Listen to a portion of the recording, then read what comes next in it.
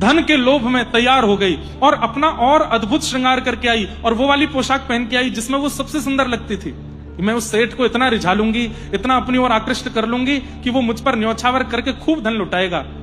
वो क्या जानती थी कि सेठ नहीं है, वो तो सांवरिया सेठ हैं, वो तो साक्षात परमात्मा है जिनके पास ये कृष्णदास लेके जा रहे हैं। उसको तो लगा कोई व्यापारी सेठ होगा।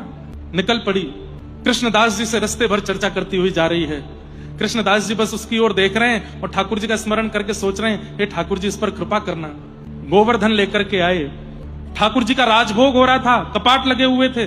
कृष्णदास जी ने सब दर्शनार्थियों को बाहर कर दिया, उस वैश्या को लेकर के भीतर गए। क्यों? उसका गुण इतना प्रिय लग गया था कि बस इस गुण से ठाकुर जी की सेवा हो जाए कैसे भी। ठाकुर जी के सामने जैसे ही वो खड़ी हुई, पर्दा लगा था।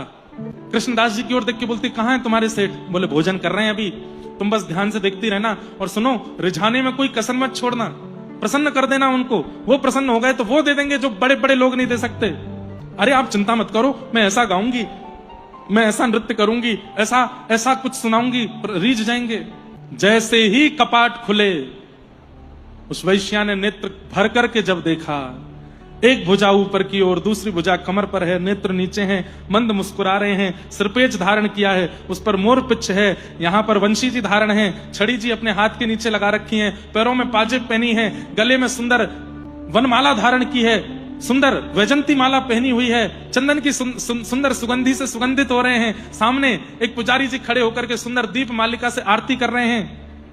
आहा, उस गिरधर छवि को देख करके वो वैश्या दिखती रह गई। उसके मन में आज एक ग्लानि हुई कि मैंने आज तक जीवात्मा को, ये संसार के नश्वर प्राणियों को प्रसन्न किया है। आज तक मैंने संसार के ही लोगों को प्रसन्न किया जो मेरा उपभोग करके मेरा त्याग कर देते हैं। मैंने स्वप्न में भी नहीं सोचा था कि मुझे उसके आंगन में खड़ा कर दिया जाएगा जिसने पूरी सृष्टि की रचना की है।